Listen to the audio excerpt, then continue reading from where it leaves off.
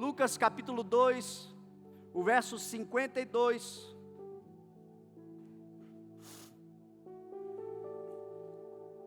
Diz assim a palavra do Senhor: Jesus ia crescendo em sabedoria, estatura e graça, diante de Deus e dos homens. Jesus ia crescendo em sabedoria, estatura e graça, diante de Deus e dos homens. Amém? Você pode fazer uma oração comigo? Pai, nós te damos louvor e graças pela Tua palavra. Te exaltamos, Senhor, pelo privilégio de hoje podermos estar aqui celebrando a Tua vida, celebrando o Teu amor por nós. Tu que primeiro nos amaste, Tu que tomaste a decisão de se dispor, de se esvaziar da Tua glória, para vir até nós, para nos salvar, para nos redimir mediante o Teu sacrifício de morte, lá naquela cruz, quando Tu declaraste está consumado. Tu nos regeneraste, Tu nos reconciliaste, Tu nos compraste com o Teu sangue.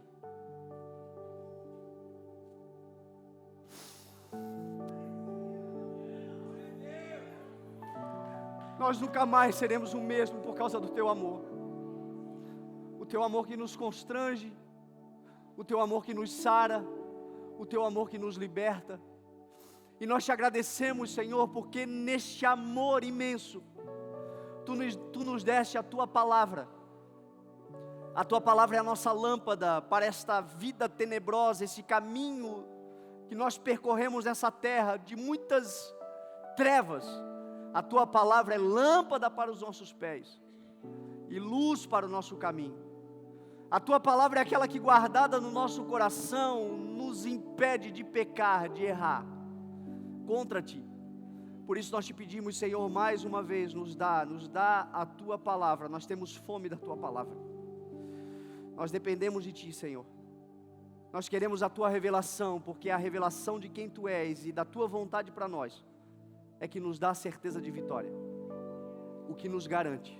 A Tua palavra, hoje, o clamor do meu coração, Senhor, é para que ela liberte, para que ela abra entendimentos, para que ela nos faça crescer e glorificar o Teu nome, em nome de Jesus, amém. Nós estamos, meu irmão, numa fase, como igreja, CI, nós estamos numa fase, ultrapassando os 5 anos, de um projeto que recomeçou lá na oficina do Fabiano, com aproximadamente 40 pessoas, e quando recomeçou com uma palavra de que o Senhor fará obras ainda maiores, que o Senhor não apenas restaurará, mas uma vez que restaurar, levará a lugares ainda não alcançados. Esta obra não começou em nós, esta obra começou há 30 anos atrás. E algo que eu tenho observado, já sabia por perceber em outras vidas, é que quando você está recomeçando, ainda muito pequeno, ainda com muitas dúvidas de pessoas ao seu respeito, pouca gente te ataca, pouca gente te acusa, pouca gente calunia, pouca gente fala mal, mas a partir do momento que você começa de alguma forma a aparecer, ataques vêm, calúnias vêm, contradições, aquilo que você diz começa a ser contradito, e isto é uma palavra que o Senhor Jesus nos disse, isto é um sinal do Senhor Jesus. Quando Jesus nasceu e foi ao templo, e foi apresentado ao templo, no templo, na apresentação, ainda bebê ao 8º dia, ele recebeu uma palavra de um homem que olhou para Maria e disse: ele será um sinal de contradição. E nós vemos o ministério de Cristo que quando começou a surgir os milagres, as libertações, quando o poder começou a se manifestar, oposição também se levantou. Isto não é só para Jesus, isto não é só para o CI, isto é para qualquer pessoa que se propor a fazer algo em Deus.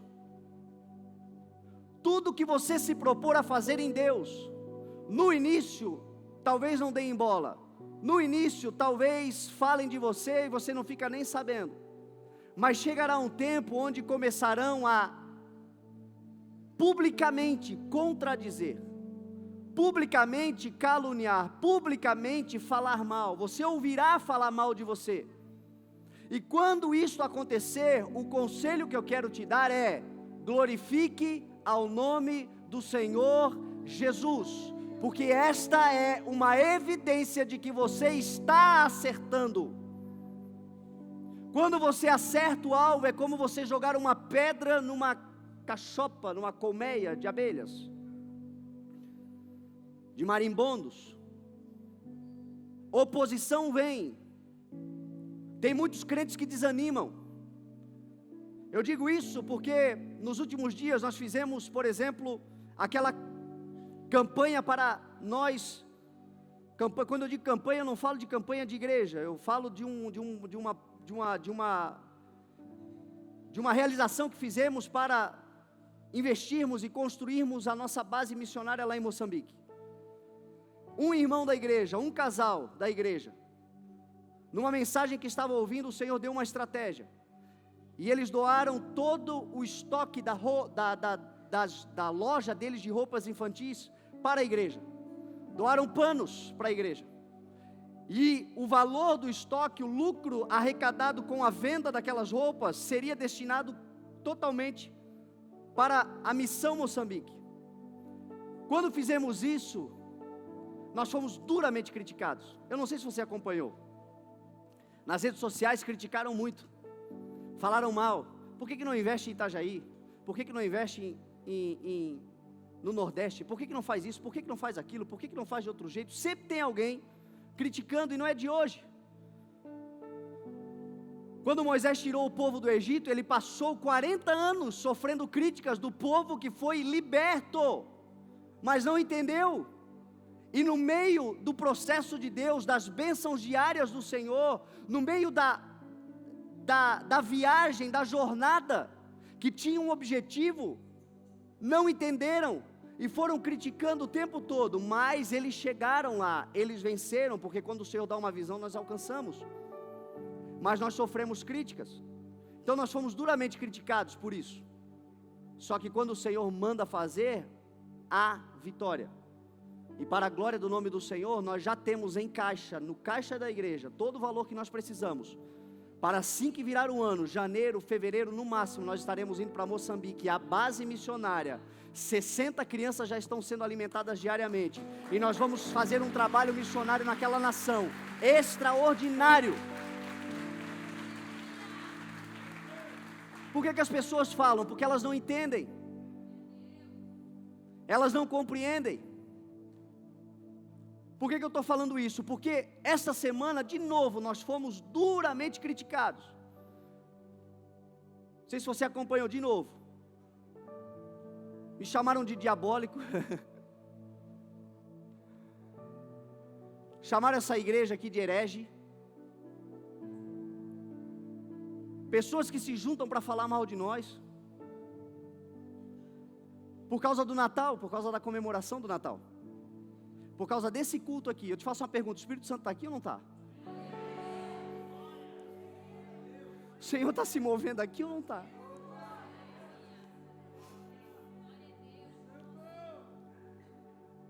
E nos criticaram muito. E quem nos critica tem um argumento, tem dois argumentos eles têm. O primeiro, é porque eles alegam que Jesus não nasceu no dia 25 de dezembro. E como Jesus não nasceu no dia 25, nós não deveríamos comemorar. E de fato, Jesus não nasceu no dia 25 de dezembro. Jesus sequer nasceu em dezembro. E uma das confirmações que nós temos para ter atestar isso, testificar isso, é o texto bíblico que diz que quando Jesus nasceu, haviam pastores no campo cuidando de ovelhas. Se você puder ir para Israel um dia, no mês de dezembro, você vai descobrir que o deserto de Israel, da Judeia, no inverno de dezembro, é inóspito.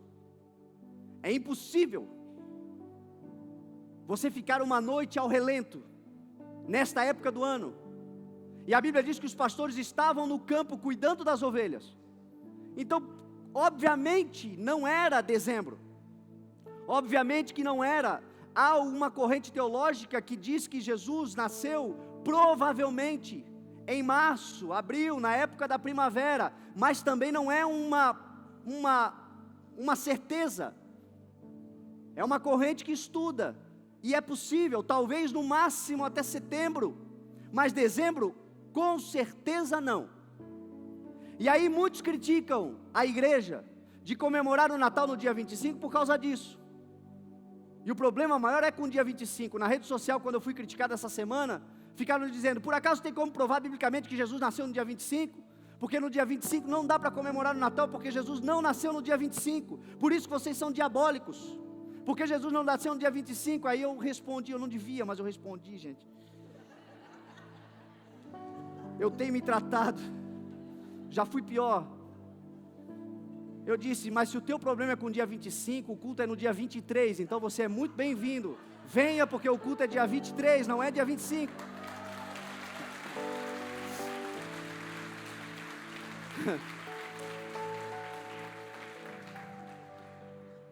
Então é um argumento que eles usam. O segundo argumento é ainda mais coerente do ponto de vista religioso, porque o segundo argumento é verdade também. Eles dizem, e é um fato, de que nós não podemos comemorar o Natal, porque o Natal originalmente era uma festa pagã. No dia 25 de dezembro era comemorado o solstício de inverno e uma adoração pagã ao Deus Sol. E quando o povo, lá na época do Império Romano, quando o Império Romano começou a ser cristianizado, e aqueles pagãos começaram a se converter, eles começaram então a pegar datas que eram originalmente pagãs e começaram a comemorar datas cristãs nessa época. Não mais adoração ao Deus Sol, não mais adoração a deuses pagãos, mas pegaram a data e fizeram, já que antigamente, quando nós estávamos no mundo, nós comemorávamos tal coisa nessa data, agora vamos comemorar o nome do Senhor. Onde abundou o pecado, vai transbordar a graça do Senhor. O desejo do coração era esse, era puro. Então eles faziam isso. E aí uma das razões que nos criticaram muito essa semana é porque disseram que nós iríamos adorar ao Deus Sol, que nós iríamos promover o paganismo dentro da igreja. Por um acaso nós estamos aqui adorando um Deus pagão? Nós estamos aqui adorando ao nome do Senhor Jesus, seja dezembro, seja janeiro, fevereiro, março, abril, maio, junho, julho, agosto, setembro, outubro, novembro, dezembro de novo. Todos os dias que nós nos reunimos nesse lugar, nós nos reunimos em torno do nome de Jesus. A Ele é a adoração, Ele é o centro desse lugar, Ele é a rocha dessa igreja, Jesus Cristo.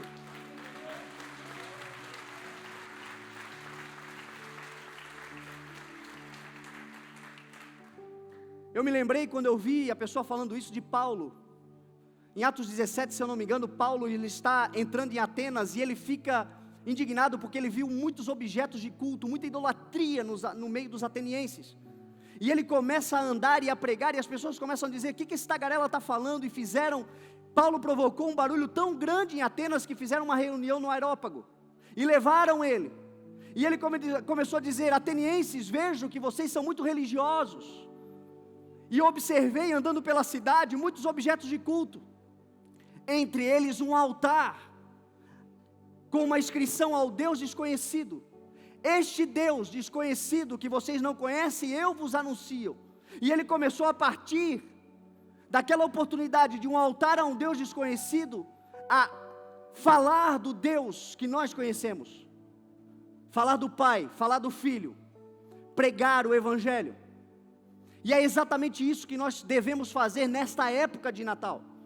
Nós devemos aproveitar essa oportunidade para falar que Jesus Cristo nasceu, para falar que Jesus Cristo foi nos dado, para falar que Jesus Cristo é o nosso Senhor. Se por um acaso lá fora alguém adora ao Deus Sol e deuses pagãos, nós apresentamos a eles o Deus de Malaquias, porque aqueles que reverenciam o meu nome, o Sol da justiça se levantará, trazendo cura em suas asas. Se eles adoram ao Deus Sol, nós apresentaremos o Sol da justiça, o Senhor Jesus Cristo. Essa é a nossa função.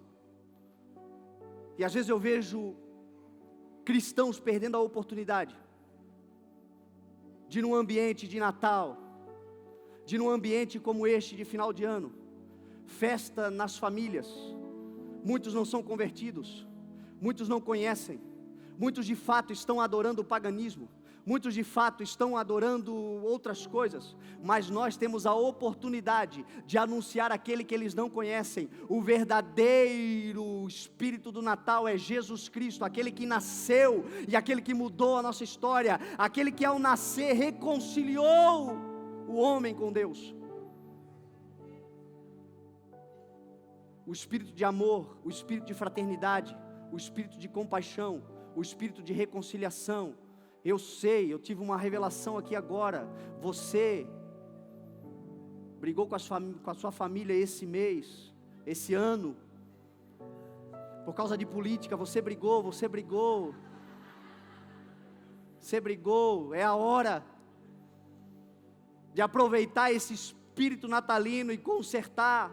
Mas que não seja só algo de Natal, na vida do crente, meu irmão. Jesus Cristo nasce todos os dias no coração do homem. Na vida do cristão todos os dias é uma oportunidade de um novo nascimento. Na vida do cristão todos os dias é dada uma oportunidade de uma regeneração, de uma reconciliação, de um recomeço. Exatamente como nós vimos aqui a ministração cheia da presença do Espírito Santo de Deus, falando que Ele é um Senhor, que Ele conserta e reconcilia o homem com Ele, através daquilo que Ele fez na cruz do Calvário. E tudo isso teve o início, o seu nascimento nessa terra.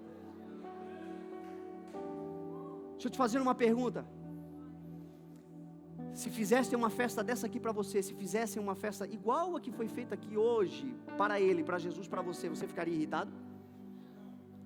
Você chegaria nessa festa e diria: não, são... Meu irmão, o céu está feliz pela adoração da igreja. Jesus Cristo é o nosso Senhor, e tudo que Ele fez por nós começou com Ele se desfazendo da sua glória, se esvaziando de si mesmo e tornando-se como um de nós, e sendo encontrado em forma humana, humilhou-se a si mesmo e foi obediente até a morte, e a morte de cruz. E é por causa disso que Ele foi dado um nome que está acima de todo nome. E é por causa disso que ao nome de Jesus vai se dobrar todo o joelho nos céus, na terra e debaixo da terra. E é por causa disso que toda língua vai confessar que Ele é o Senhor, para a glória do Deus Pai. Tudo começou com o seu nascimento. Então essa época do ano é uma oportunidade para nascer de novo. Esta época do ano é uma oportunidade para que nós nasçamos para o projeto de Deus para a nossa vida. Jesus certa vez para Nicodemos disse em João 3, Nicodemos, ninguém pode ver e ninguém pode entrar no reino de Deus se não nascer de novo. Porque para entrar tem que nascer, para entrar tem que nascer de novo. Natal significa exatamente isso, nascimento, é só isso que significa. E Jesus falou para Nicodemos, Nicodemos, para entrar tem que nascer de novo. Essa é a vontade do Senhor, que nós como igreja nasçamos. Que talvez você aqui nunca entregou a sua vida ao Senhor Jesus, que hoje seja uma oportunidade para você, entregando a sua vida para Ele, nascer, ter o seu nome escrito. Tudo começou quando Ele veio a essa terra, se fez menino. Eu quero compartilhar hoje um pouco da palavra do Senhor sobre crescimento, mais do que nascimento. Porque Natal é nascer, e o nascer é o milagre da vida, é a materialização do milagre da vida. A Bíblia diz que o homem, ele não sabe como que uma criança é formada no ventre. Por mais que a tecnologia, a ciência tenha avançado e nós vemos, e vamos fazendo ultrassom e vamos vendo os nossos bebês crescendo, sendo formados, ainda é um mistério da ciência, a formação, o fio de prata, a vida, um serzinho que vai se formando a partir de uma semente, no ventre de uma mulher, e por 9 meses ela vai gerando, e quando nasce, nós pegamos na mão aquela criança, e olhamos para ela pela primeira vez, ali nós vemos o milagre do nascimento, o milagre da vida materializado. Agora acontece algo poderoso depois disso, que é o crescimento. Depois que alguém nasce, agora ela entra num processo de crescimento. E espiritualmente falando, é exatamente assim que nós também somos. Quando nós nascemos de novo, nós entramos agora num processo de crescimento. E esse processo é permanente, este processo é constante, este processo é todo dia, este processo é até que o Senhor Jesus venha. Aquele que começou a boa obra haverá de aperfeiçoá-la, de concluí-la até o dia de Cristo. Todos os dias o Senhor nos dá uma oportunidade de crescer. Todos os dias o Senhor nos chama para o crescimento. Todos os dias no Senhor nós temos essa liberdade, esta palavra, este mandamento, esta vontade.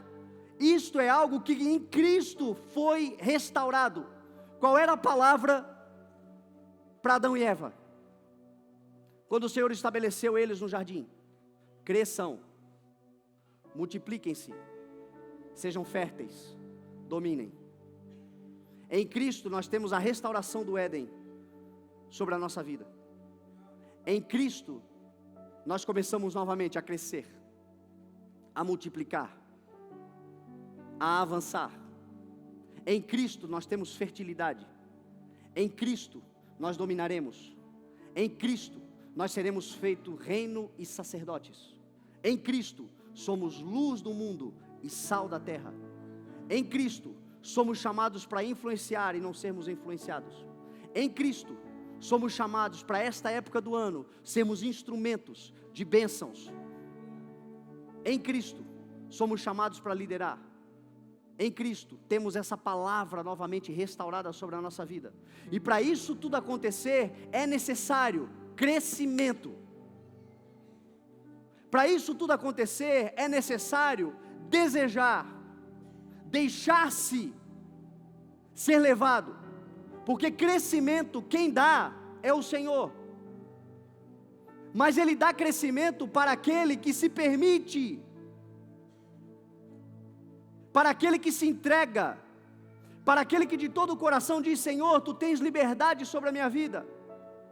Paulo vai dizer que ele plantou, que Apolo regou, mas a glória deve ser dada ao Senhor, porque Ele é quem dá o crescimento, de forma que não importa quem planta ou quem rega, mas o que importa é que Deus dá o crescimento. O Senhor está aqui nessa noite para dizer para você: eu vou te fazer crescer.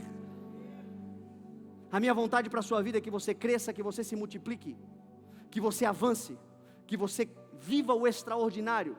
Grandes coisas o Senhor fez por nós, por isso nós estamos alegres em 2018, nós temos sim grandes testemunhos para contar em 2018, só que nós já estamos debaixo de uma palavra. 2019 será o ano do extraordinário do Senhor, sobre a vida da igreja, sobre a tua família, sobre a tua casa, e para você viver o extraordinário, o Senhor vai te amadurecer, te fazer crescer, te fazer avançar. Permita-se viver um crescimento extraordinário.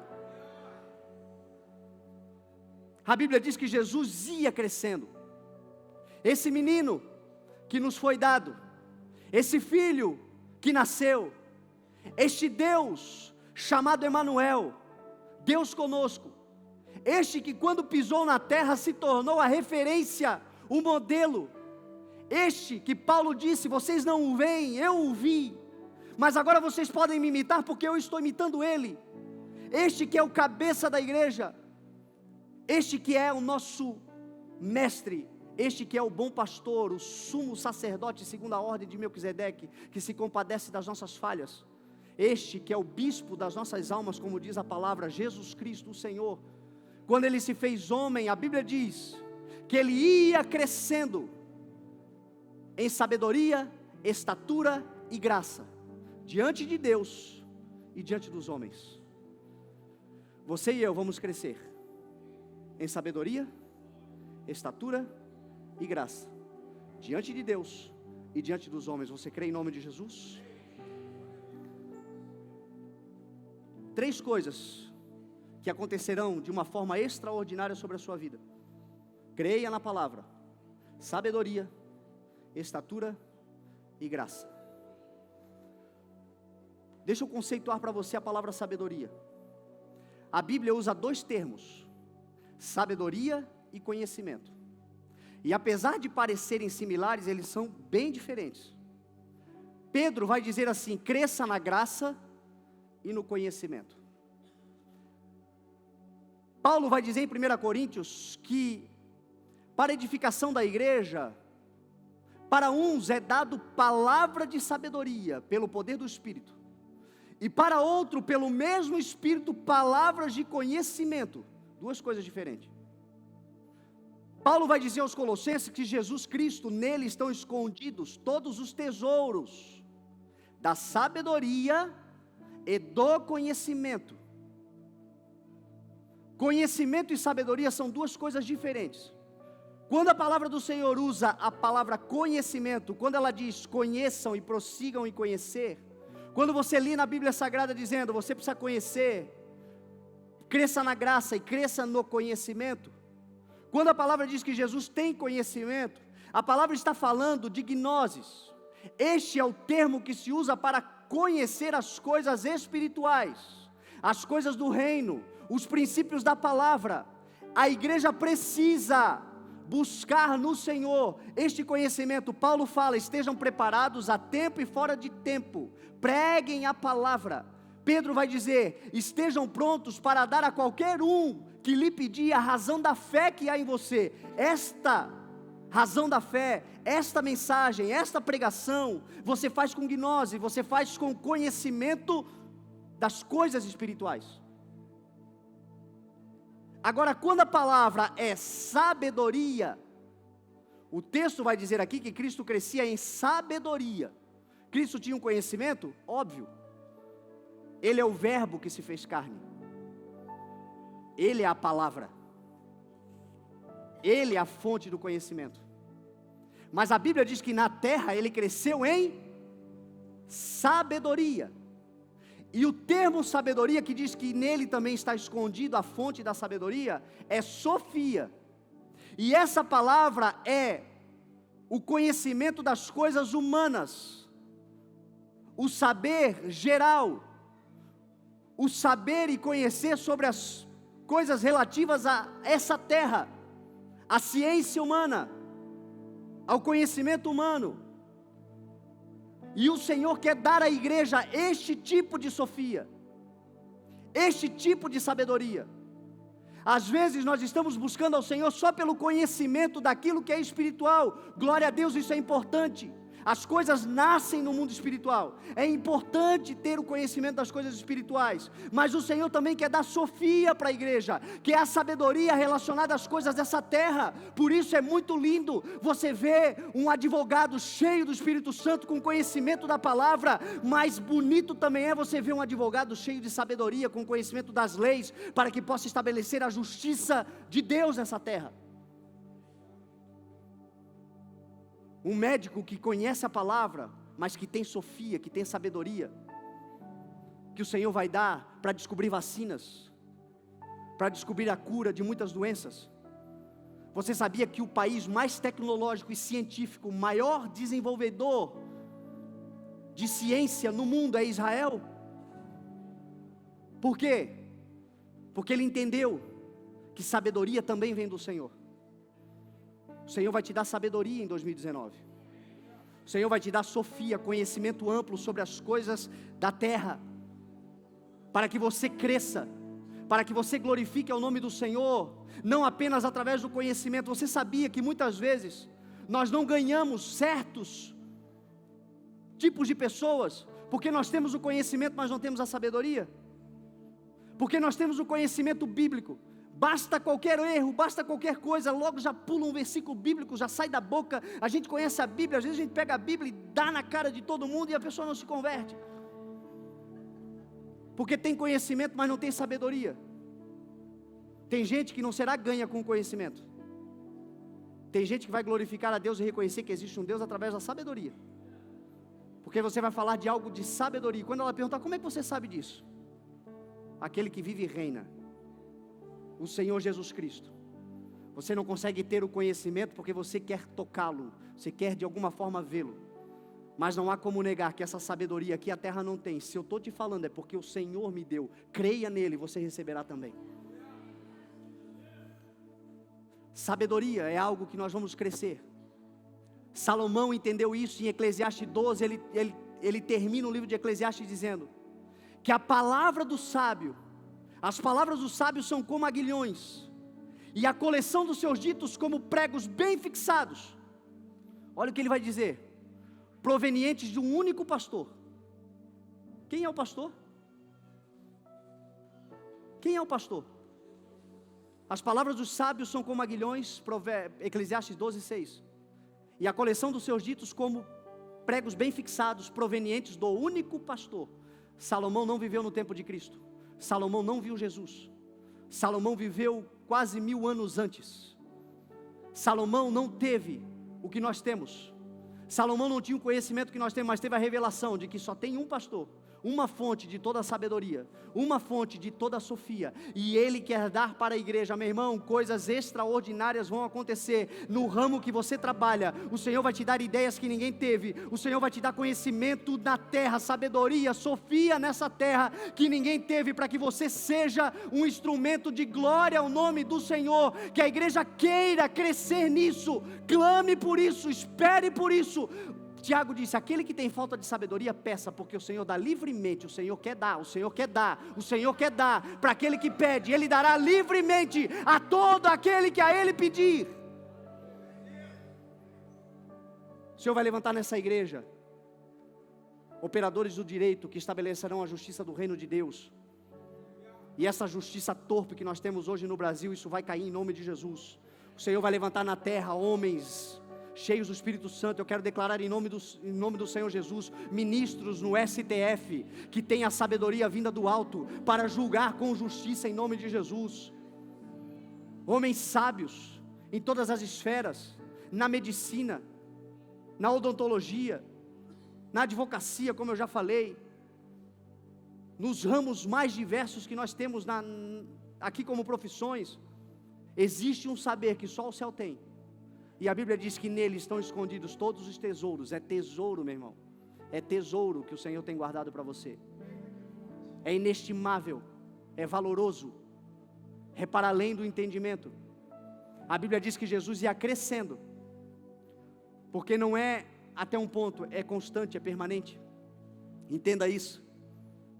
Talvez nós já saibamos de muita coisa, talvez nós já temos sofia sobre muitas coisas, mas tem mais dos céus, tem mais dos céus, tem mais dos céus, para crescer diante de Deus, para crescer diante dos homens, para ir avançando.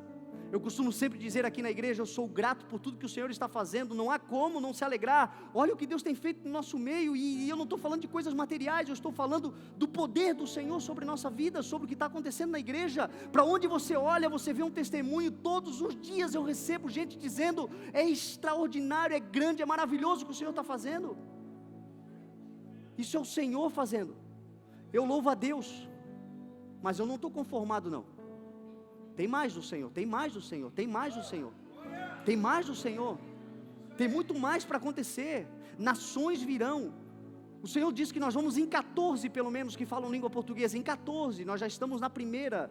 Eu não sei se vai ser uma por ano, eu não sei se vai ser duas, eu não sei se Deus vai dar tudo de uma vez só, eu não sei, a pressa é dele, não é nossa. O nosso trabalho é crer. Jesus disse: e esta é a obra, crer no Filho de Deus. Essa é a obra que o Senhor requer, crer na palavra. Nós cremos na palavra e nós vamos nos mover pela palavra. Então tem muito mais do Senhor. Jesus ia crescendo em sabedoria, Jesus ia crescendo em estatura. Se você for como eu, talvez você comece meio frustrado quando você lê isso. Porque quem é mais desprovido, né, de altura, estatura física, fica meio chateado. Tá, Senhor, por que tu deu 2 metros para o Khalid e deu 1,68 para mim, Senhor? Mas o que Lucas está falando aqui é de maturidade para viver cada fase da vida. É da maturidade adequada para cada fase e etapa da vida. Jesus ia crescendo em estatura, ou seja, todas as etapas da vida dele, ele viveu de acordo com a idade que ele tinha. Às vezes nós não entendemos isso. Sabe por que a gente tem dificuldade de experimentar e de desfrutar de tudo que o Senhor tem? Porque nós achamos, alguém disse para nós, que Deus, na sua obra, em nossa vida, é Deus de mágica. E Deus não é Deus de mágica, Deus é Deus de processos. Aquele que começou a boa obra, haverá de terminá-la. Deus é processual. A cada dia Ele constrói algo, a cada dia Ele produz algo. Para cada fase da nossa vida espiritual, da nossa maturidade espiritual, tem algo do Senhor. E nós corremos o risco de cair em 2 erros. Ou estagnar, porque muitos estão semelhantes à igreja de Coríntios, que a Bíblia diz que era cheia de dons, cheia de poder, cheia de unção do Senhor, não lhes faltava nenhum dom. Você consegue imaginar essa igreja aqui sem faltar nenhum dom? Nenhum dom. Coríntios era assim. Só que Paulo chamou eles de criança, de rapaz pequeno, porque eles estavam já numa maturidade espiritual, eles já estavam para viver algo maior em Deus, mas a cabeça ainda era de menino. Em Efésios, Paulo vai dizer que a vontade de Deus é que nós deixemos de ser meninos, levados a todo o vento de ondas, a toda doutrina, caindo na mão de pessoas que, com perversidade de coração, induzem ao erro. Então nós precisamos crescer.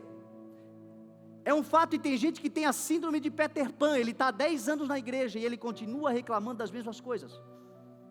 Ele está há 20 anos no evangelho, ele continua aquela criança chata, mimada, só que grande. Lá em casa tem o Bernardo de 14, o Luca de 3 e a Bela de 2. O tratamento é diferente por causa da maturidade de cada idade. E lá em casa, a bronca pega quando um quer entrar na cabeça do outro, na vida do outro, na idade do outro. Outro dia eu estava na garagem do carro, da casa, 2 metros, botando o carro na garagem, e o Lucas assim, pai, deixa eu dirigir, ele é fissurado em carro. Botei ele sentado no colo e andei 2 metros, pum, estacionei o carro. Para ele foi uma festa, ele tem 2 anos, ele sentado no colo do pai. Eu imagino que ele naquele... Caiu o som aí, gente? Está me ouvindo? Não me derruba agora, please. Eu imagino que ele se alegrou, para ele foi grandioso. Aí veio o Bernardo, pai, eu também quero.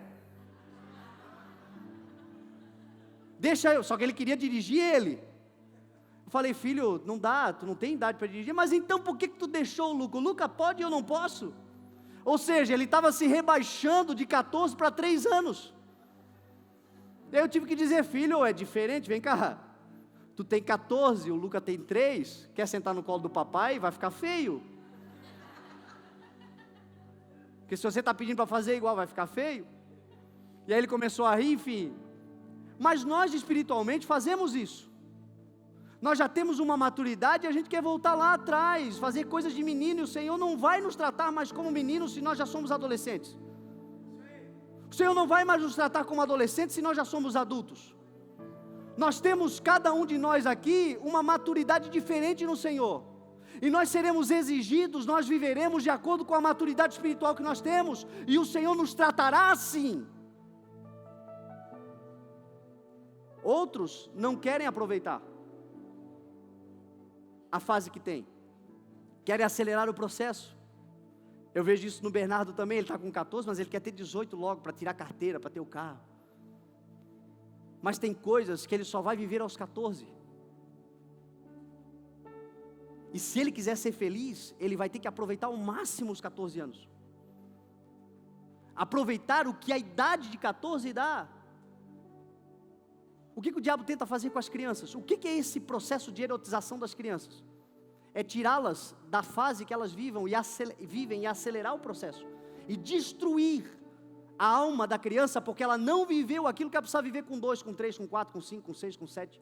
Porque cada idade tem a sua maturidade, cada idade tem as suas experiências, cada idade espiritualmente também é assim. Não tenha pressa de viver aquilo que o outro já está vivendo. Olhe para dentro de você e veja se você está vivendo aquilo que a tua idade espiritual, a maturidade que o Senhor está te dando, se está condizente. Glória a Deus. O tempo da promessa, da plenitude virá, o tempo das coisas grandes virão, o tempo do cumprimento das promessas do Senhor virá sobre a sua vida em nome de Jesus. Então somente aproveite cada etapa.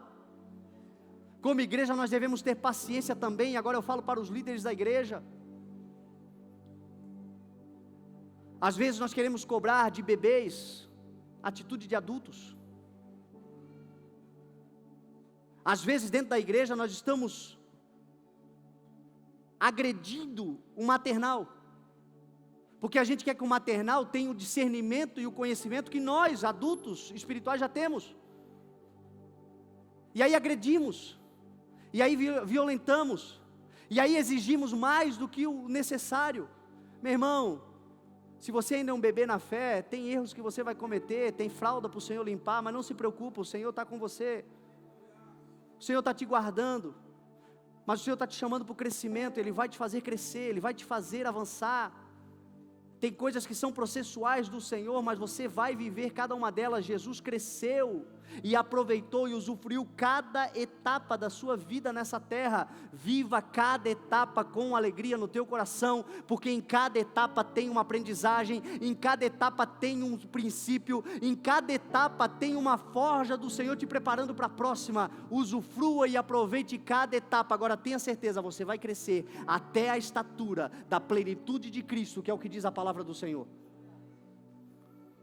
O propósito do Senhor é esse: chegarmos à plenitude do Senhor, chegarmos a usufruir de tudo, chegarmos e contemplar toda a grandeza do Senhor. Mas Ele vai nos dar por etapas, então não reclame do que está acontecendo. Se você está na mão do Senhor, meu irmão, maligno não está te tocando, o diabo não vai te derrubar. Se a tua vida pertence a Cristo, você está guardado nele. Ele é a tua cobertura, Ele é a tua rocha, Ele é o bom pastor que te acompanha. Se você está passando por vales, Ele está com você. Guarda o teu coração. Se tem 1000 caindo ao teu lado, 10.000 à tua direita, você não será atingido, porque Ele é quem te guarda. Ele dará ordem aos seus anjos ao teu respeito, para te livrar e te proteger de todo o mal. Você está habitando no esconderijo do Altíssimo, e na sombra do Todo Onipotente você pode descansar. Ele é fiel. Entrega o teu caminho ao Senhor e confia nele, porque o mais Ele fará. Ele vai produzir crescimento sobre a tua vida, Ele vai estabelecer todo o crescimento sobre você. É o que declara a palavra dele em nome de Jesus. Aproveite cada fase, aprenda com cada fase, usufrua cada fase, contemple, porque você vai crescer. Depois você vai sentir saudade dela. Eu nunca me esqueço de que eu queria muito ter 18, 21 também. Hoje eu tenho saudade do tempo que não precisava preocupar com nada. Então usufrua cada fase, aproveite cada fase. E Jesus crescia em graça, estatura, sabedoria, estatura e graça. Graça aqui é chariz, graça aqui é bondade, é amabilidade, é mansidão. Graça aqui é ser acessível. Graça aqui é ser uma pessoa agradável. E você vê isso em Jesus Cristo. Você vê que Jesus Cristo, Ele era essa pessoa. As multidões ficavam maravilhadas com Ele, porque Ele ensinava não como os religiosos, como os doutores da lei, mas Ele ensinava como aquele que tem autoridade. Jesus era aquele que saiu da cadeira de Moisés e foi para o meio do povo. Tocava nas pessoas, as pessoas nele tocavam. Era acessível, era gracioso. Jesus falava verdades duras, Jesus confrontava, Jesus exortava, Jesus repreendia, mas ele fazia de tal forma que no final as pessoas ainda estavam sorrindo para ele. Para onde iremos nós se só tu tens as palavras? Às vezes como igreja nós não entendemos isso. A graça e a verdade vieram por intermédio do Senhor, e essa graça está sobre a igreja. Na maioria das vezes os nossos conflitos não é pelo que a gente está falando, mas é como nós estamos falando. Talvez você esteja dizendo verdades absolutas, princípios eternos, mas a maneira como você está falando é que está fechando o coração. Receba nessa noite um banho de graça dos céus, um banho do chariz do Senhor sobre a tua vida, porque você também vai crescer na graça do Senhor. Cresça na graça. Ele é a expressão da graça, Ele é aquele que nos lava com a sua graça, e essa graça transforma a igreja neste luzeiro no mundo. As pessoas vão correr para dentro da igreja, as pessoas vão te procurar para saber o que você está vivendo, as pessoas vão te ter como um porto seguro nessa terra, as pessoas vão começar a te ligar para pegar conselho, para saber, para estar perto de você. O Senhor quer dar à igreja uma graça tão extraordinária, que a presença da igreja, onde você estiver, as pessoas se alegrarão, a tua presença será notada, a tua ausência será sentida em nome de Jesus, porque você carrega o Espírito da graça, o Evangelho da graça, e a vontade do Senhor é que nós cresçamos em graça. Às vezes nós vamos nos tornando religiosos duros, reclamões, murmuradores, xaropes. Tem uma palavra dura de Paulo para a igreja de Coríntios. Paulo diz assim: nós não devemos nos associar. Sociedade, não se associe, não faça negócio, não ande com pessoas, disse Paulo, que dizendo-se irmãos, Paulo está falando daquele que diz que é teu irmão, que está na igreja contigo, que é teu amigo, que crê no mesmo evangelho, que congrega com você, dizendo-se irmão, seja caluniador, seja maldizente, fala de ladrão, fala de uma série de coisas, mas o que mais me chama a atenção é aquilo que mais a gente vê dentro da igreja. Pessoas que se dizem irmão, mas se juntam para falar mal da gente. Pessoas que te dão aquele sorriso para dizer, Senhor, irmão. Quando você vira as costas, pessoas que se juntam para falar mal uns dos outros dentro da igreja. A Bíblia está dizendo que nós não devemos nos associar com pessoas que dizendo-se irmãos são caluniadores. Com este nós não devemos nem comer, diz a Bíblia. É sério ou não é? Mas eu quero declarar em nome de Jesus, esse espírito aqui dentro não vai acontecer, ele não vai se levantar, ele não vai projetar-se, ele não vai evoluir aqui dentro esse espírito, porque ele está declarado, ele está revelado, aquele que estava oculto agora está sendo revelado.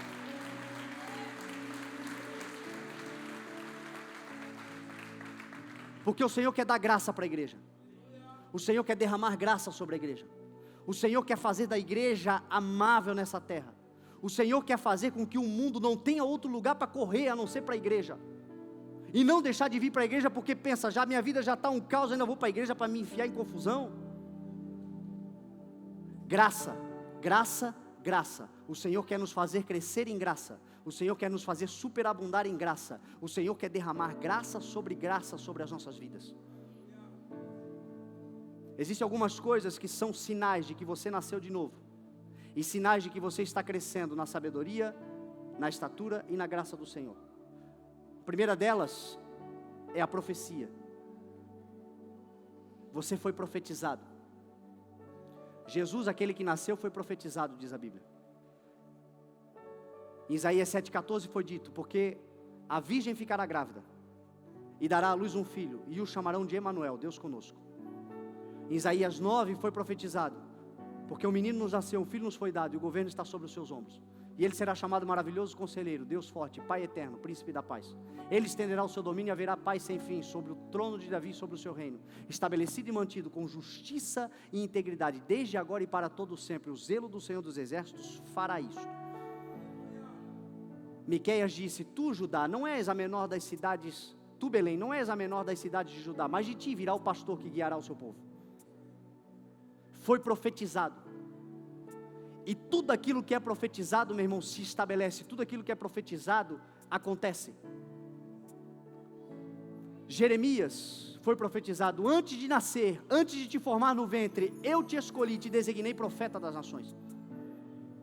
Abraão foi profetizado: eu te escolhi para que você ensine e ordene os teus descendentes a me obedecer. Davi foi profetizado: eu te separei das malhadas para te colocar como rei do meu povo. Pedro disse: há muito tempo o Senhor me escolheu para levar o evangelho. Paulo disse aos Gálatas: porque o Senhor desde o ventre materno me separou e me chamou quando lhe foi do seu agrado revelar o seu Filho em mim, para que eu anunciasse o evangelho aos gentios. Com você também não é diferente, você também foi profetizado. É por isso que a sua vida vai dar certo, porque você carrega uma palavra: tu és meu filho, eu hoje te gerei, diz o Senhor. O teu nome está escrito no livro da vida. Existe uma profecia ao seu respeito. Existe uma palavra de eternidade sobre você. Existe uma certeza de que no Senhor você tem algo poderoso para fazer. E a garantia de que vai dar certo é a palavra dele sobre a sua vida, não são as circunstâncias. Existe uma profecia sobre a sua vida. Creia na profecia do Senhor. Coloque à prova a profecia. Fique com aquilo que é bom. A palavra do Senhor diz: creiam no Senhor seu Deus e vocês serão sustentados. Creiam nos profetas e vocês prosperarão.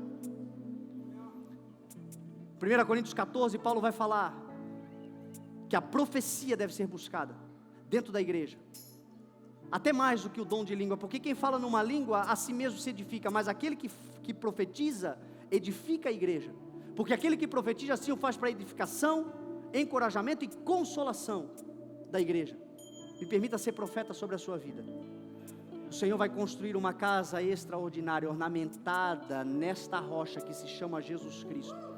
E chuva vai bater, vento vai bater, mas a tua casa não vai cair, porque Ele declarou isto. É uma profecia sobre a sua vida. Aquele que ouve e pratica a minha palavra, a casa dele não cai. Seja forte, seja corajoso, não se desvie nem para a direita nem para a esquerda. Tão somente fique firme, medite na lei do Senhor. Feliz é o homem que não segue o conselho dos ímpios, que não se assenta na roda dos escarnecedores, que não imita a conduta dos pecadores, mas a sua satisfação está na lei do Senhor, e nesta lei medita de dia e de noite. Ele é como árvore plantada junto a águas correntes, ele dá fruto na estação própria, as suas folhas não murcham, e tudo quanto ele faz prospera. Isso é uma profecia sobre a sua vida. Creia nisso em nome de Jesus. Creia que o Senhor vai enxugar dos teus olhos toda lágrima. Creia que chegará o dia em que Ele será plenamente, nós o veremos como Ele nos vê. Chegará o dia em que nós não teremos mais dores, chegará o dia em que nós não teremos mais enfermidades, chegará o dia que nada mais nos atingirá, que nada nesta terra. O Senhor está nos levando para este lugar. Console-se com esta palavra em nome de Jesus. A palavra profética tem muito poder, gente. Hoje é dia 23, há 52 dias atrás eu ministrei uma palavra aqui num culto de quarta-feira, tinha pouquinha gente. Nós estamos falando sempre sobre os cultos de quarta-feira, que o Senhor está fazendo coisas poderosas. Se você pode, venha. E naquele dia eu falei sobre a reconstrução dos muros, quando Neemias reconstruiu os muros. E naquele dia, uma palavra profética foi liberada dizendo: em 52 dias, até o dia 23, que é hoje, coisas que você não imagina, que estão em ruínas, serão estabelecidas numa velocidade que você não imagina. O que eu recebi de testemunho, gente, de pessoas que nesses 52 dias que estavam nesse culto, estão vivendo já, contemplando antes ainda as coisas grandiosas do Senhor. Existe uma palavra profética sobre esta igreja. Você será próspero, você será abençoado, você será frutífero, você será cheio do Espírito Santo, você será um instrumento poderoso do Senhor nessa terra. Você crescerá em estatura, em sabedoria e em graça, porque existe uma profecia sobre esse ministério, sobre a tua vida, sobre a tua casa. Não duvide da profecia, não duvide. Há muito tempo nós estamos nos movendo e o Senhor já tem cumprido várias.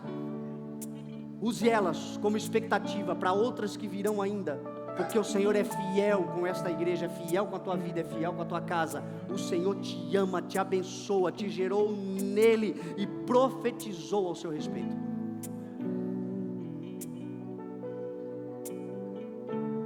Aquele que crê em mim fará as mesmas obras e fará obras ainda maiores. Sem mim vocês não podem fazer coisa alguma, mas em mim vocês podem todas as coisas. Eu sou a videira verdadeira, o meu pai é o agricultor. Aquele que estando em mim não dá fruto, não cresce, o pai corta, mas aquele que dá fruto, o pai poda, para que dê mais fruto ainda. É o crescimento na sabedoria, na estatura e na graça do Senhor. Você crê nessa palavra em nome de Jesus? Vamos nos colocar de pé e vamos orar.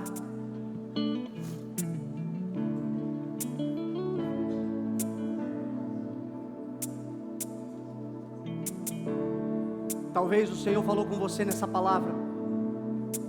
A multiforme graça da palavra do Senhor, ela é para além do entendimento.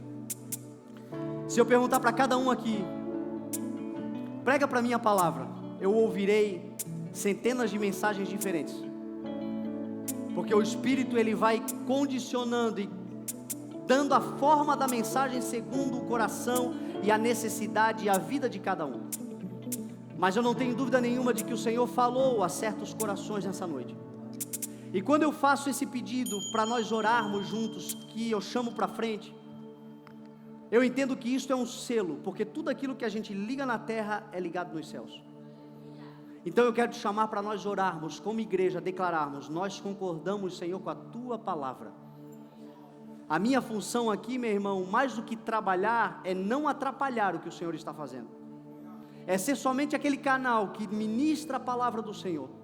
Se o Senhor falou no teu coração, sai do teu lugar, vem à frente, nós vamos orar juntos, porque esta verdade vai se realizar na tua vida. Você vai crescer em sabedoria, você vai crescer em estatura, e você vai crescer em graça, e vai crescer diante de Deus e diante dos homens. Os homens verão o teu crescimento para glorificar o nome do Senhor. Os sinais acompanham aqueles que creem. Então sai do teu lugar. Se o Senhor falou com você, sai do teu lugar. Enquanto o louvor adora, vem à frente, porque hoje é uma noite de nascer e de crescer. Hoje é uma noite do Senhor te levar, te impulsionar, te esticar, te fazer avançar. Sai do teu lugar, vem à frente. Você que está vindo à frente, venha mais à frente. Tem lugar aqui para outros irmãos poderem chegar o mais centralizado possível. Os nossos cooperadores, os nossos pastores, por favor, orem, liberem esta palavra. Você tem o espírito da profecia. Edifique, encoraje, console, libere a palavra do Senhor que está dentro do teu coração sobre a vida daquele que você orar por ele, você orar por ela. Vem à frente, vamos orar. Aleluia.